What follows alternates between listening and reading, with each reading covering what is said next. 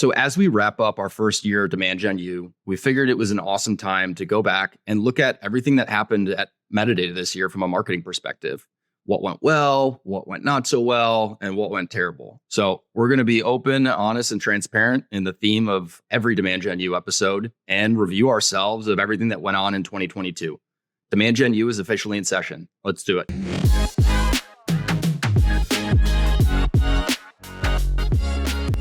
All right, so we're starting this off, and I realize that I look like basically corporate bros, stereotypical marketer right now with the beanie on and the. I was just thinking that like a minute ago. I sometimes will wear a beanie at work when I sit here in my apartment, but for people who are listening, this is the day of the bomb cyclone or whatever it's called that's rolling across the country and fucking everything up. So it's mayhem outside, and my desk is right next to some windows, and it's freezing right here. So let me be and let me freeze in Chicago while we record Demand Gen U.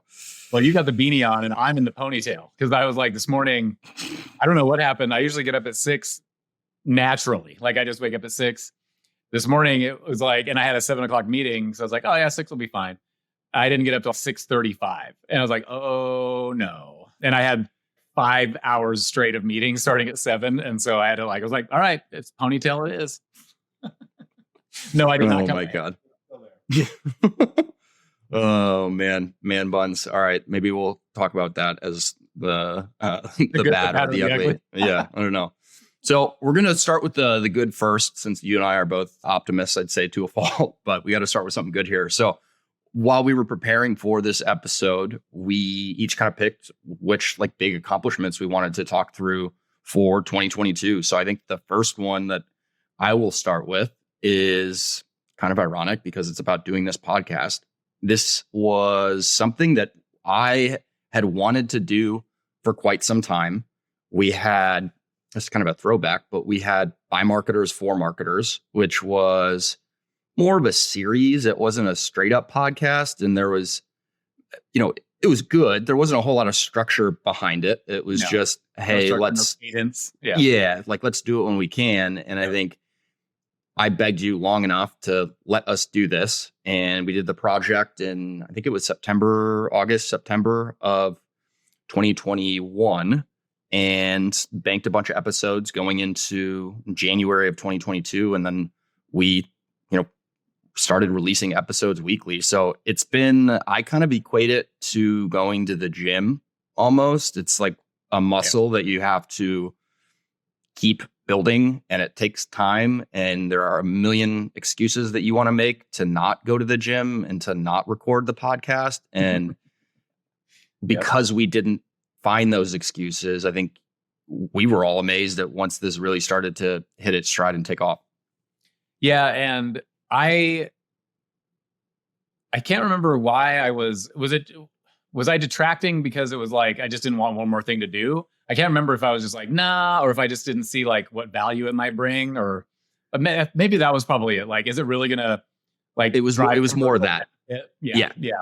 And probably because I never really seen it. We had 2 people at the time I was begging you, and then we had just hired a 3rd person. So it's like, how much this takes from a resource perspective. Is that something that you want to be doing with 3 people? That's what you were evaluating.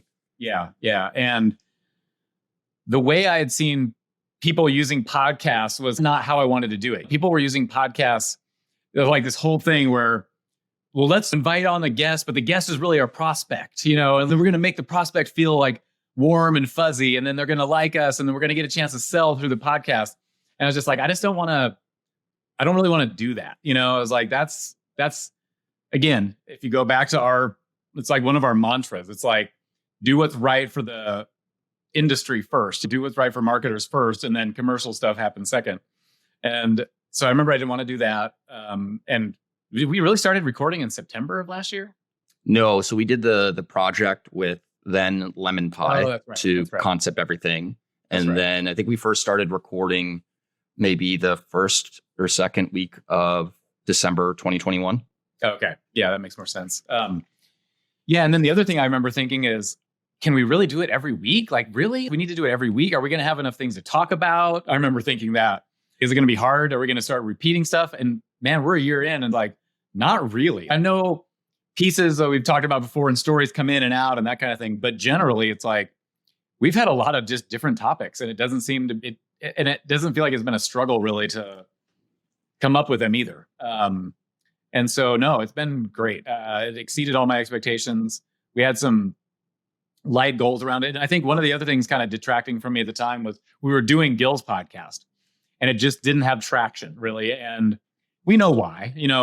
We didn't do a lot of promotional efforts. It wasn't really meant for our ICP and like people that are B2B marketers. It was more around category creation and CEOs. And so I think I was also like a little bit, that was my experience, with podcasts here. It's like, that didn't really work super well. But yeah, I am super glad we're doing it. I had no idea it would be, I would have never guessed it would have shown up on like people's Spotify. That was weird. That was like whoa. Yeah. Seeing that over like multiple times and like it's second place, third, maybe first in a couple of places. That was really exciting. Never would have expected that.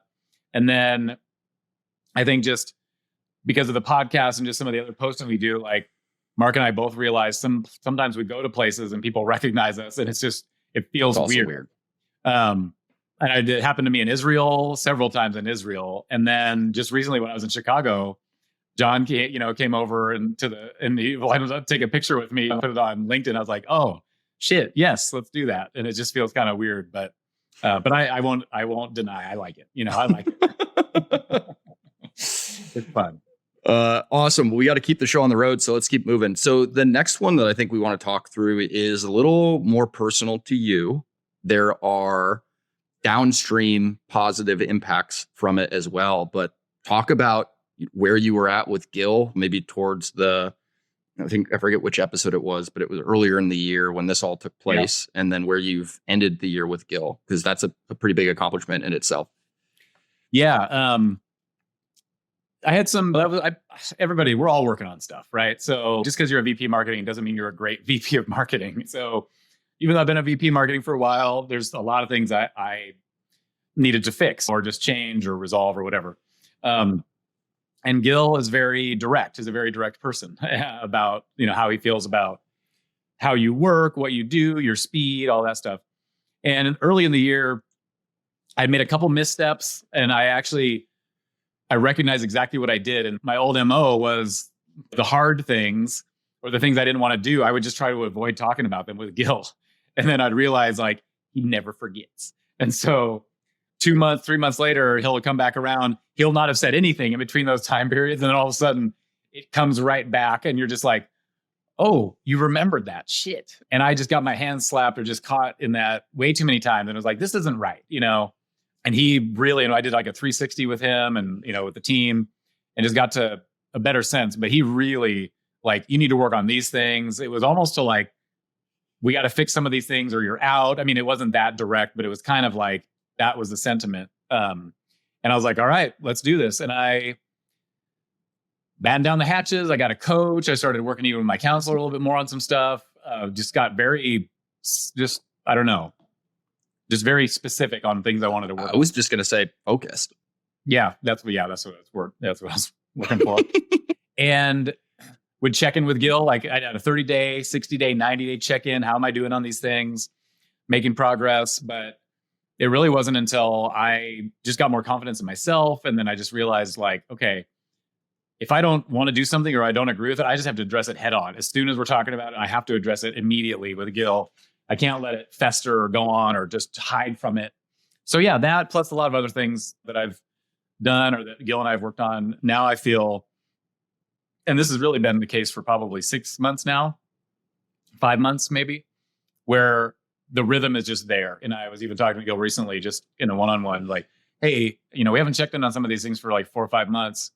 How am I doing? Anything else I need to work on? And his list was way shorter. And so I was like, okay, I think and then just a lot of positive comments too, just about trust and partnership and relying on me and that kind of thing. So, and then that cascades down through the whole team. It's not just a benefit for me. It's if that relationship is better and I'm knowing how to manage up, which a lot of it is we're doing so many things.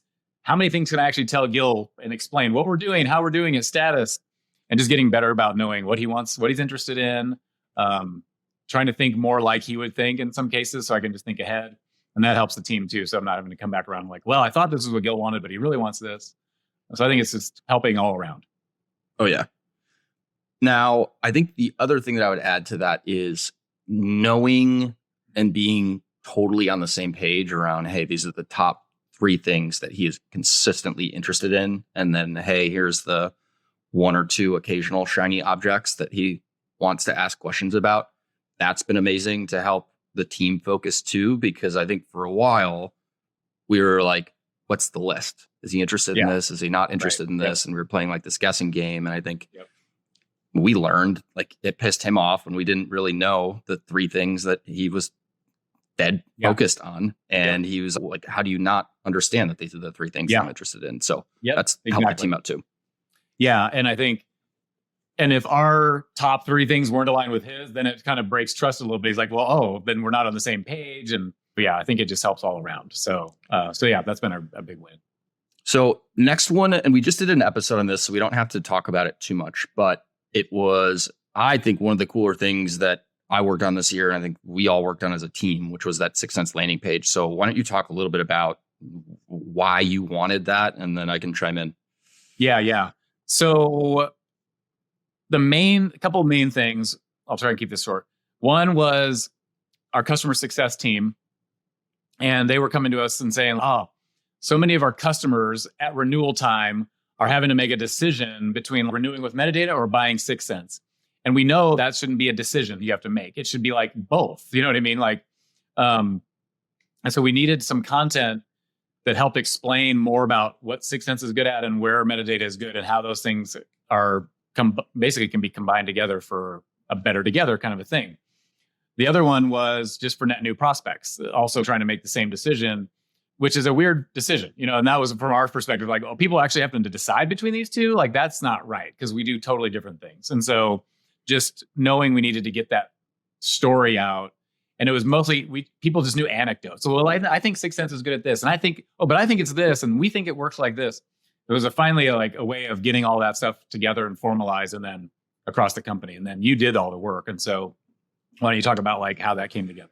Yeah, I think there were a couple things that all came together right at the right time. I think it was the story. I think it was the social proof. I think it was the copy. And I think it was the design. And it was like the best combination of all of those things at once. And we'll talk about this, I think, a little bit later on. But one of the things that I've always struggled with is Metadata is Gil's baby, his work baby. And he has always been very attached to the design and his eye for the design. And it's not to say that he's in Figma with us, but like what he likes usually is the old way of what Metadata looked like in 2015, 2017, 2019. And like, we aren't gradient people. We want to push it with what we're doing and the brand and all of that. And that was the first time there where we really pushed it. And Gil said straight up, he was like, this is awesome. And I was like, can I do more of this? And he said, yes. And I was like, all right, well, I'm holding you to that. And from that point forward, like, we've started to push it even more. So that was pretty cool. Yeah. That page. Yeah, you're right. That page gave us license to do more stuff like it. Yeah. Sweet. So last one on the good side, I'll let you start it off first, but going bigger and better with demand in year 2. I didn't know that we could do that after the first year because we surprised ourselves. Yeah. And like, unfortunately, one of the downsides of success is that then the expectations are higher. And that's always, we've been dealing with that. We've had a lot of success. And then, a good CEO like Gil was like, okay, great. You did that. Okay, now where can you take it? And he likes to really push on a couple of things. Not everything. Demand is one of them, though. Demand is one he really likes to push. And so I remember me, you, and Carly, who was helping us with events, we got together early in the planning cycle and we were like, all right, we got 4,400 last year. What do we think is a decent increase this year? But a stretch, but still like doable. And I think you guys came up with around 6,500, right? Yep. Was that a number? That was exactly. And that was like a legit stretch goal. And I even vetted that with Devin Reed at Gong and what they were doing at Gong. Yeah, that's a 50% growth year over year. That's pretty damn good. You know what I mean? For a conference. And so, and and I can't remember the direction, like when I presented it, it turned into 10,000. Like, it's just like, it turned in as soon as Gil saw it, it's like, okay, so probably 10,000 then. Just like, oh God, just an easy double, and actually more than double because we had 4,400 last year. So, and there was really no backing him off. But what I was able to do, at least this year, is show like, okay, well, to make this happen, we need all these things to happen. And one of them was $350,000 in ad spend budget, because I'm like, we can maybe get a third or a half of these through organic, but the rest we have to pay for. And just based on our ad costs and what we knew last year, this is what I think we need. And part of the story is we thought we had that money from LinkedIn, and we didn't. So, but what we were able to do was still amazing with the resources that we did have. We actually got to like 7,500, but that was just the registration side. So why don't you talk about the actual content and speakers and that kind of thing? Yeah, I think the coolest things for me about this were I didn't really have to convince anyone for speakers in year 2. It was, hey, I'd love to have you here, because they already had heard about it in some way from year 1. Whereas the first year I was having to really try and sell them because there wasn't much like, buzz around it. Right. Like, imagine a world. Yeah. So now it was like, hey, do you want to speak at demand? They're like, yeah. And I didn't really have to sell them. So I think that was cool. And then the content, like, and we've done episodes on this before, but most people will do virtual events like for the event itself, if that makes sense. Right. And yeah, we did it to a degree, but also we create so much content from this that I haven't seen anything like the content that came out of demand at any other B2B marketing event, whether it's virtual or in-person, hybrid, like whatever you want to call it. So seeing how well the content was received the day of, and then people unsolicited, like posting about it on LinkedIn, I was like, whoa, like I thought the content was good, but when complete strangers are posting about it and how it's helping them in their day-to-day, it's like, that's the coolest compliment you can possibly get. Yeah. All right, let's move on to the bad. And I think this is where I'll get a little bit more fun, just because we're going to be straight up around what didn't go nearly as well. And there were plenty of things that didn't go nearly as well this year. So first one, just because it was the last one, I think most top of mind for you right now, reaching that LinkedIn conversation ad cliff. So explain what the cliff is and what we learned and had to do. Yeah. So a lot of we've been using incentivized LinkedIn conversation ads to drive demos for a year, 2 years and a half, probably by now. And it's worked for us with, some diminishing, not returns, but like increased costs, basically. But no one ever thought it would last even this long. Like, we thought, oh, this may be a 6-month thing. It'll work for 6 months. Then we're going to find something else. And in some analyses, like, it still shows the same thing. It's like, it works really well. It drives pipeline. But when we started to dig in more recently, because it was generating pipeline, but when we started digging into it more recently, like the last 6 months, it was like, oh, shoot. The ads are actually driving a lot of open, like getting pipeline to open, but it's not closing. And it's like at a much lower rate than any other channels. And so what happened is we were measuring ourselves at the open pipeline. And at that level, and that's pipeline. So a lot of marketers aren't even at that level yet, right? So we're like, hey, we should be pretty solid here. If we optimize the pipeline, we should be good. The behavior, though, was the incentivized ads would come in and still convert to pipeline at about the same rate, but then down the funnel, it just really fell off a cliff, hence the cliff. And so we realized if we actually measured our effect on stage 4 or stage 5 pipeline, we would be optimizing ourselves probably out of this ad type pretty quickly. And so that's really what we found. Plus, LinkedIn started making some changes to the ad type that like introduced this other inbox, like a promotional inbox, basically like all the ads started to go there. So that dropped the open rates. That, I think, accelerated it, because to your point earlier, like, we knew the cliff, we knew that there was a cliff, we knew that we were approaching the cliff. And then when that release came out, it was like, we're standing on the edge of this cliff right now. It's like, let's get off of this thing. Let's get off the ship before it is fully under the water. And so that's where we're at today. And we're even we're trying to change some of our metrics. So we're looking at stage 4 pipeline, and we can optimize to that. And we just implemented something where we should be able to do that.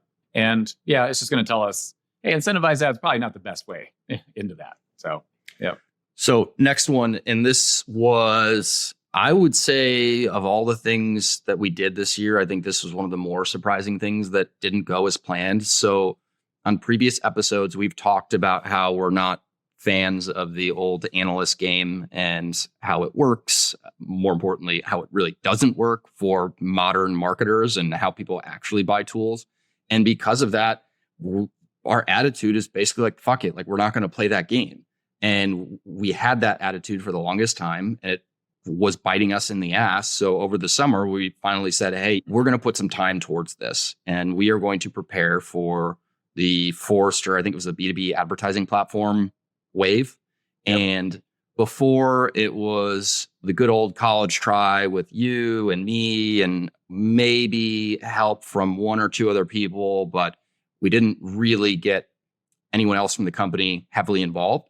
And we said this time we are going to get more people involved. And we had Logan involved. We had Silvio involved. We had Alex Burton involved. We had, I think Gil was even more involved in this. And we truly put more time towards it. And I think we all left the submission process thinking, you know what?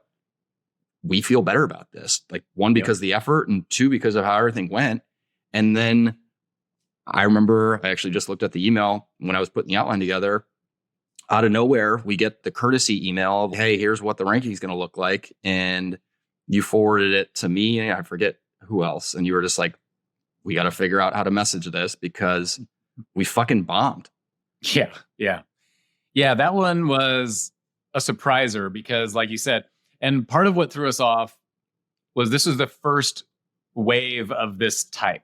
So they'd never done one in the past, which means you can't really see, and they don't share with you who is the competitive set. You're like, who are you considering? Because they're saying, Forrester's basically saying B2B advertising platforms is a new category, even though we know it's not new. They just had never reported on it that way. It was just ad platforms, and they never separated out C for B. So this was their first foray, like, all right, we're going to do a B2B one. But because they'd never done one before, you had nothing to go back to and look at who am I competing with in this thing? Because we had no idea. We figured, okay, it's probably going to be the standard ABMers like we've done with in the past. But that was the first surprise. And we saw the competitive set. We were in there with fucking like LinkedIn. LinkedIn. What was the other one? Be in there? Adobe. Yeah, that was the one that I was like, what? It was the most random smattering of tools that you would honestly never bake off against each other, right? So like you never say metadata or LinkedIn because it's like, well, no, because there is no metadata without LinkedIn. It's like this is a different way to run LinkedIn ads. So it was just like they got it wrong. They got the categorization wrong. And so then of course we were one of the sacrificial lambs. We didn't end up at the very end, but we were in like the challenger category or whatever lame category that is. With what was okay about it is like the normal ABM platforms were all in the same area, really. Except I think what was Terminus or Demand-Based, like way up there, or like one of the ones that nobody would actually buy was way up to the right, which was like, okay, even more reason why if somebody opened it up, they'd be like, this is wrong. Nobody buys that at that much of a different rate than 6 cents or Demand-Based. So it was just, and then I challenged the analyst. I was like, the questions you asked were so squarely in our area. And then when you give the response, you have no idea how they're going to score it.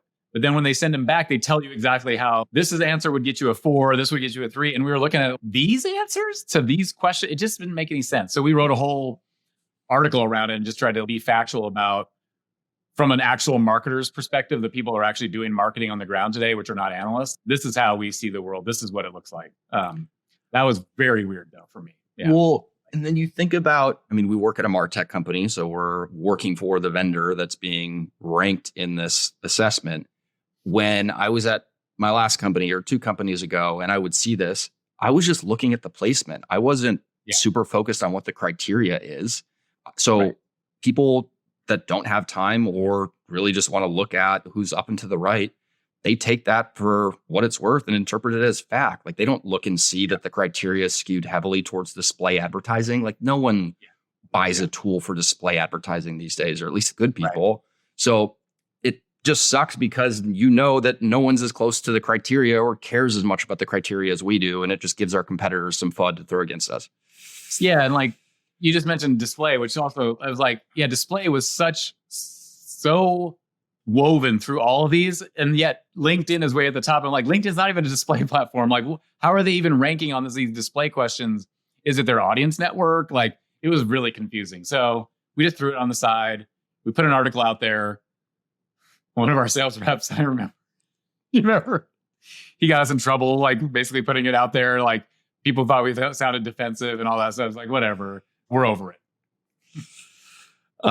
One thing I'm not over, because I still get PTSD when I think about it, is the press conference and launching the category in March and how that went. So why don't you get it started, and then I'll relive all of my PTSD. Yeah. So we've been trying to create a new category for a year and a half and some change. Ever since basically I started, and it was like, we can't be associated with ABM platforms because it's not what we are. And last fall, we started working formally with DG and Gil and you and I on the narrative. It's like, okay, great. We got DG consulting for us right now. He's great at narratives and storytelling. He sees this from an outsider's perspective. He'll help us create this story. Took months, right, of like meeting weekly. We're talking through it. Come to a pretty good place. And they're like, cool, we got a narrative. Like, what do we do now? Like, none of us had ever created a category. And then DG, he's got a lot of ideas, you know what I mean? But when Gil hears those ideas, Gil isn't deciding between the ideas. Gil's like, yes, to all of them. You know what I mean? He's like, yes, we do that. And then I think DG's thinking like, here's a bunch of things you could do. You wouldn't do all of them, but like these, you choose one of these. And Gil's like, yes, all of that. You have to be so careful what you suggest to him as an idea. Yeah. Like, you have to preface it like, we probably can't do this with today's resources. But like, what do you think of this? And so somehow I remember. Yeah, we were getting a Series B at the same time. And we were like, hey, wouldn't it be a great idea if we used our new narrative and didn't really focus on the Series B, but kind of like, hey, we're using the Series B to basically build out this new category, which was we have the narrative around. And the problem was we just didn't give ourselves nearly enough time on that. We had like V.5 of the narrative, you know what I mean? And then the major problem was we're talking about future product that we didn't have even defined. We hadn't even talked about the strategy of the product that far out. And we had about a month or 6 weeks, I think, to like basically have the product strategy for the next 5 years, figure out what a marketing operating system is, what it contains, have screenshots of like the 5 years in the future version of it, which were so hard to come by. And then also screenshot is the wrong word. They were literally photoshopped like mock-ups of what it like. Yes. Yeah. Screenshot implies it exists. Oh, vaporware. Yeah. No. Yeah. Just designed screens, basically. Yeah. And then the last thing is I didn't really know what a press conference was. I was like, is this like a police thing, or like an NBA star is coming saying they're out of the team? I don't know. What does this look like? And so that was my other challenge. And so talk about it from your perspective. Like, how did it look? Yeah, I think to this day, I think it's still an interesting idea if there was more prep time and, more importantly, more internal education first. And what I mean by that is we did the press conference. We trained people at the 2022 kickoff like 3 weeks after the press conference. So then we're announcing things to our audience at the end of the day. And our internal team isn't like, this is the first time that they're hearing about it. There were people in the chat that were saying, when is this going to be released? When is my metadata instance going to look like this? And we're like, that's right. We're not even prepared to answer those questions. So like I think, what? Yeah, like, what are you talking about? Like, we just whipped that up in Figma last night. Like, I think the idea is still interesting. I think what I did like about it was the notion of using your fundraising announcement to not really announce the fact that you fundraised. It was a small little blip in the announcement. It was more around the category. So the execution of it was bad. I still think it's an interesting idea to do again at some point, just with a little bit more time. Yeah, it was like a press conference means you have questions from the press usually. You know what I mean? Yeah. We didn't have any questions from anybody. And like, we tried to get analysts, and we had a couple. We did get some analysts there. We got actually somebody to write about it in the press. I think I can't remember what outlet, but not a major one. But it was still Yeah, like you said, interesting idea, could be executed better had we had more time. Yep. All right. Now we're on to the probably least fun section, which is the ugly. So what went, I would say, terribly wrong this year? So first one, just because it's probably the most significant, of getting our budget cut by 30% ish, maybe a little more. 35 probably. Yeah, when it really comes down to it. It was across two different events, I guess. Yeah. You could say. Not the fun kind of event. Yeah. Yeah, right. And yeah, I remember like hearing wind of it. And I remember my original thought was, nope, not me, because we're hitting our goals. I'm like, not us. We're hitting our goals. So we're going to keep getting funded. Well, nope, that wasn't the case. It was actually like, oh, Jason, you guys have hit your goals every quarter, so you probably have more resources than you need. And it's like, oh, God, damned if you do, damned if you don't. And so I remember even before, I remember what happened. Gil and our CFO talked about an average amount across the company that we were going to have to take out. So I remember I left that meeting. I was like, okay, that's actually doable. I'm like, that's doable. I'm like, I can take out that percent and be cool. Well, what I didn't know is I was carrying the brunt of that average percent across the whole fucking company. It was me in sales, of course. And so ours looked more like 25% in that first round. And I remember, I think I was thinking in my mind like 10. And I remember thinking like, nope, there's no. And I was a little emotional. I had to like get myself together. And then you try and do as much as you can. What the luxury we have in marketing is not all of our money goes to people, and so you do have the ability to look across. And at least I had that luxury from leadership, from Gil, like, no, you make the decision. I just need this percent. You figure out how to make it happen. So I was like I was horse trading. I was like doing every possible scenario I could, trying to like pitch to our CFO and get him to like really buy in, like, no, I can make this happen. So yes, it was a bad thing. But at the same time, I can say probably I've saved at least 1 to 2 people's jobs too through some of that like horse trading and fuzzy marketing math.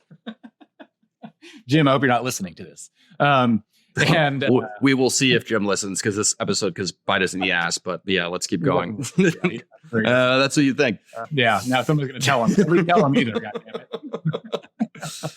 No, but I mean, I never lie, but I'm basically making commitments that it's hard to know if we can make it happen or not. But, that we all do that anyway when we're goal setting and forecasting. But these were pretty aggressive. It's like, hey, we're going to be pretty aggressive.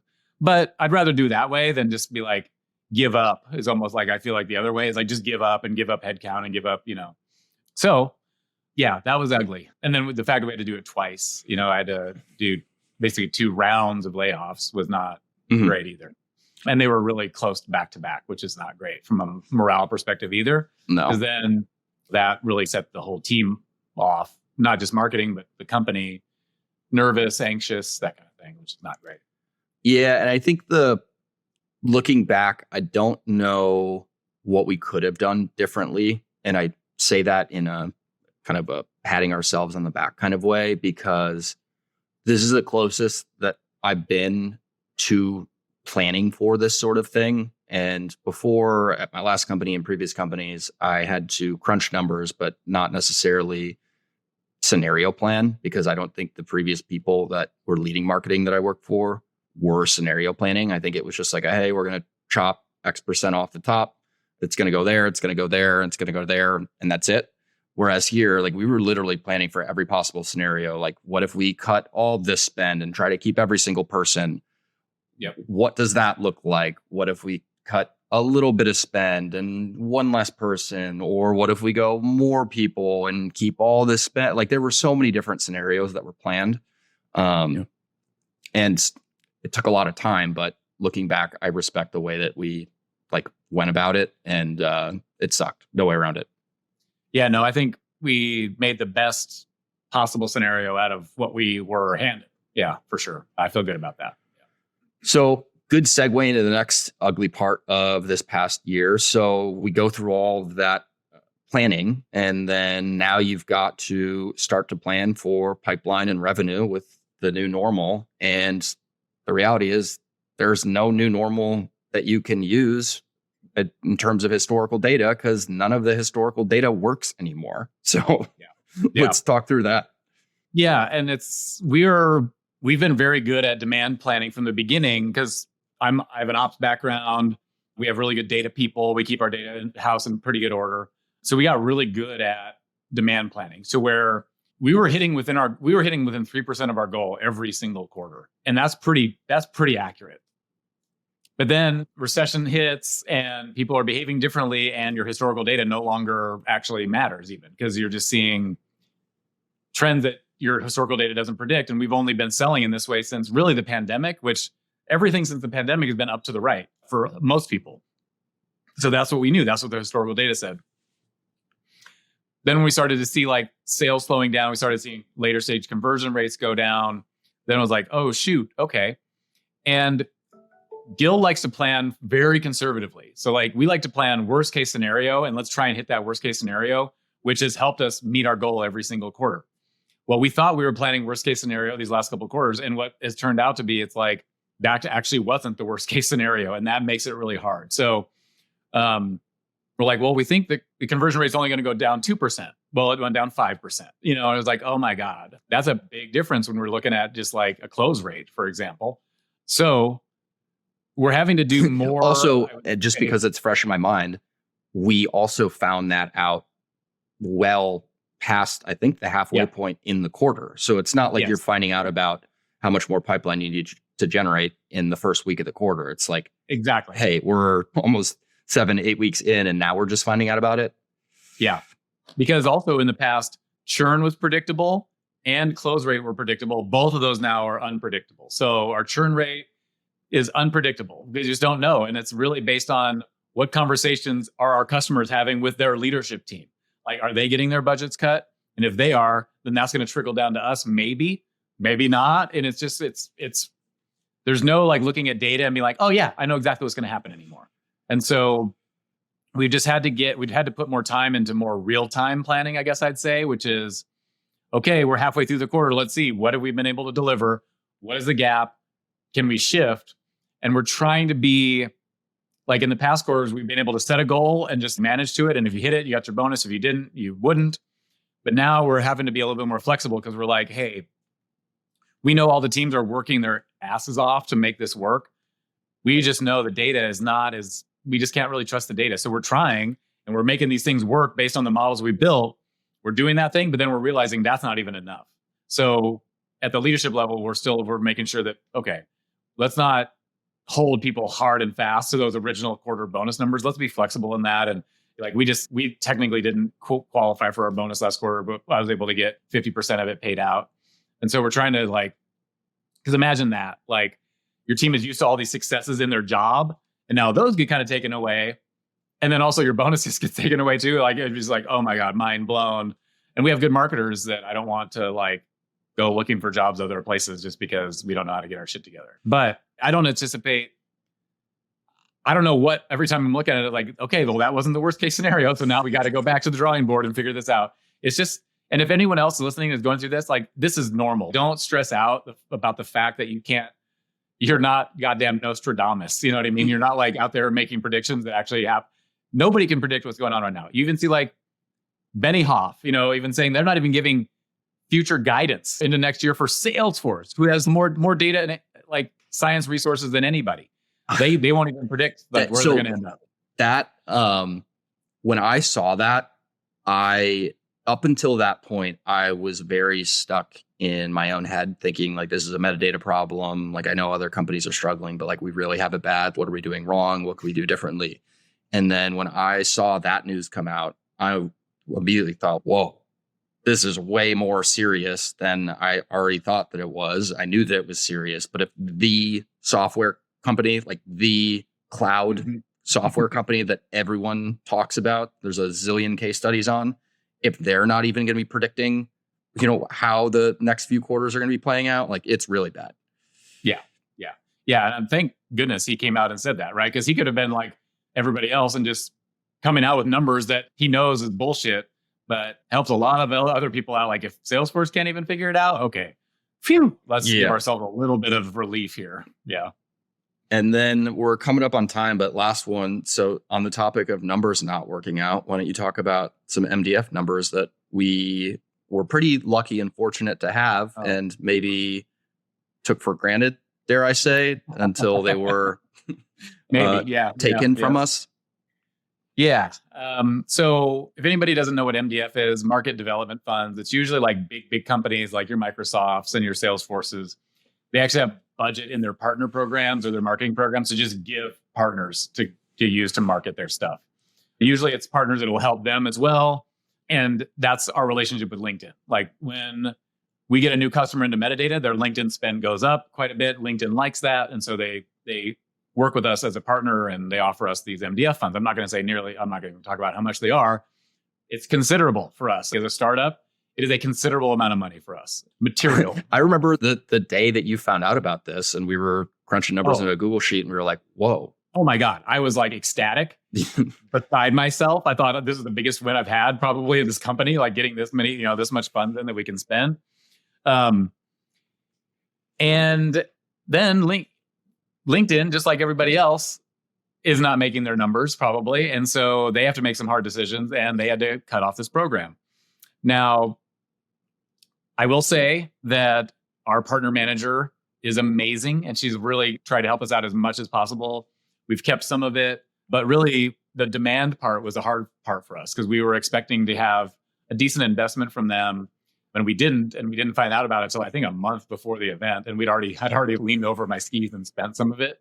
Again, because I was just like, I don't want to say I wasn't being led on because like they thought they were going to, and all of a sudden their leadership they were, and we'll see if Jim and Liz listens to Demand Gen U, but like Liz was equally as surprised when this all happened too. So it's not like we were not being made aware of everything that was going on. Like she found out about this for the first time too. So this is we were not being strung along. Yeah, we were definitely not being strung along, but it was just a lesson for me that because we didn't go out and get any other sponsors because we were like all eggs in one basket. That was really a learning experience for me is, oh, shoot, don't put all your eggs in one basket. Because what we did in 3 weeks to get sponsors for Demand was nothing short of amazing. We basically made up what we needed to make up in 3 weeks or 4 weeks. And so then I was like, oh, man, we're not as beholden to this. So it actually gave me a lot more comfort that, okay, we can probably get by without this. And it also showed me this power of our brand, even according to other companies and other people. They want to be associated with us and they actually spend money to be associated with us. And so, no more all eggs in one basket. So I think that's the perfect endpoint for this episode. This was way more fun than I thought it was going to be because it was a roller coaster talking through all of these things that went great, not so great, and horrible. So I think overall, all things considered, it was still a very good year for what we're doing. And I think a lot of really good things to keep building on for 2023. So can't wait to do the same episode next year. Yeah, I mean, even if the recession is happening and we're not growing as fast as we are, we're still doing amazing marketing. And that's what I keep reminding the team is like, we're doing great marketing. We can still keep doing really good marketing, even if things aren't selling like they were before. Let's just keep doing great marketing. So that's our commitment. We'll keep doing that. Love that. All righty. Thanks, everybody, for Demand Gen U. Thanks, everybody. See ya.